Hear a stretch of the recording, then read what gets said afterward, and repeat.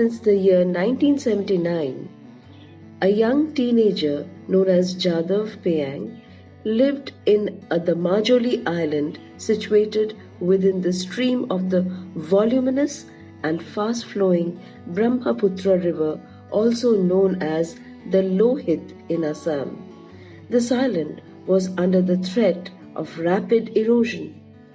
Jadhav, since the last 40 years, has been steadily planting saplings each day and has managed to change the landscape once again. He was driven by his mission of conserving this island, which was his home.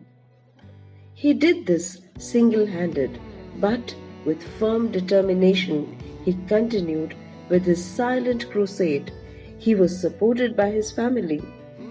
It was only when a newspaper reporter caught him on his camera that when Jadhav's work was recognized and appreciated, this man did not make it vocal.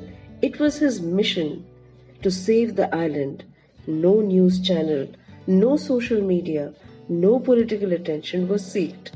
This is how it is.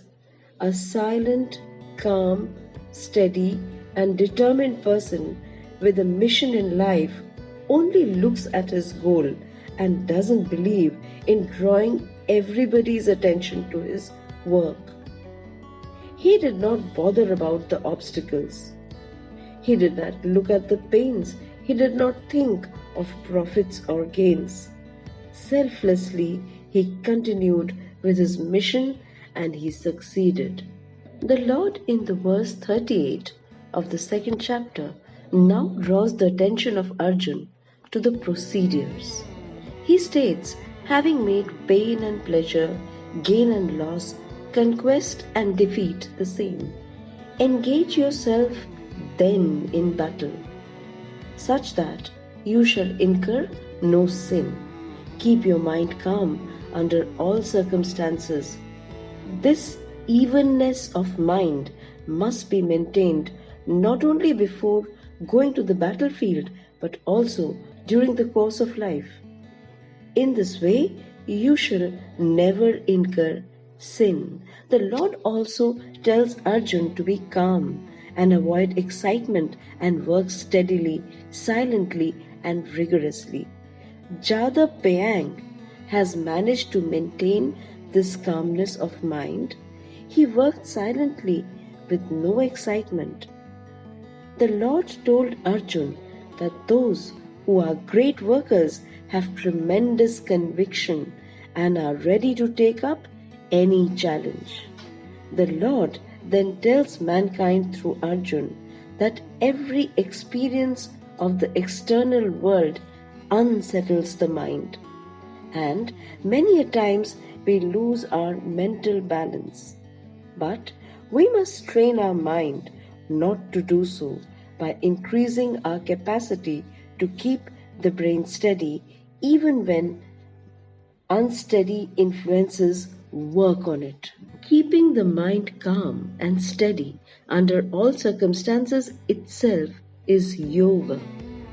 This is what the Lord teaches us from now onwards.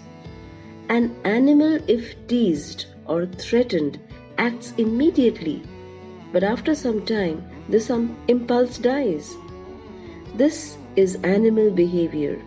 Human, however, must train their mind not to act immediately, and there must be a gap between the time of receiving an external input and an expression of an output. Every sensory input is observed, then passed on to the motor output. Even the most ordinary men have a gap between the input and the output. Newton's third law of motion states that every action has an equal and opposite reaction.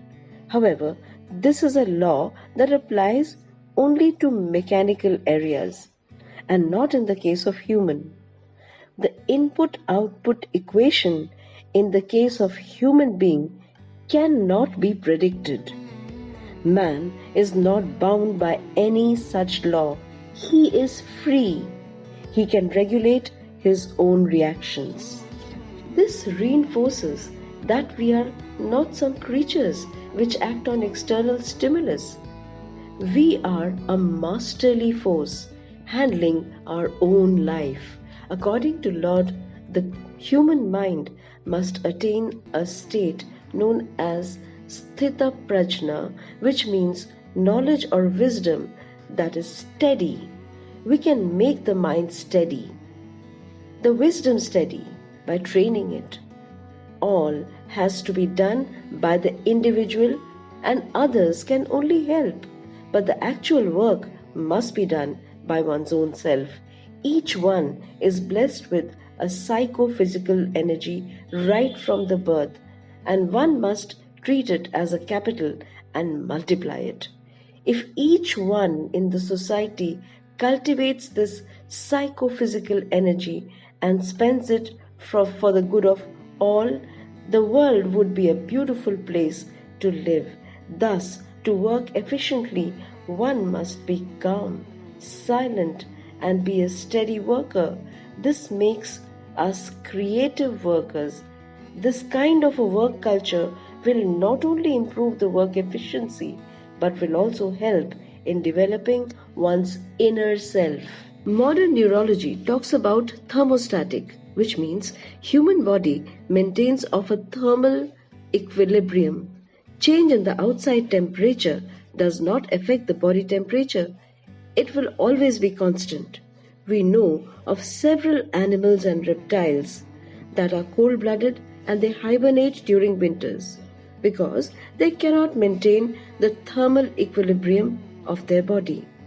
Gray Walter, in his book The Living Brain, mentions that the human has a higher brain because of this thermostatic character of the body. The Lord leaves us with a powerful message in this verse. He states that we must enter the work sphere of life, in the battle of the life, with a calm attitude, balanced attitude. It is only then that we will be able to achieve great results. We will also be able to develop our inner self. The Lord has been there with us, shall be there with us, and He is always there with us. Look around. The Lord walks with us every day, every minute.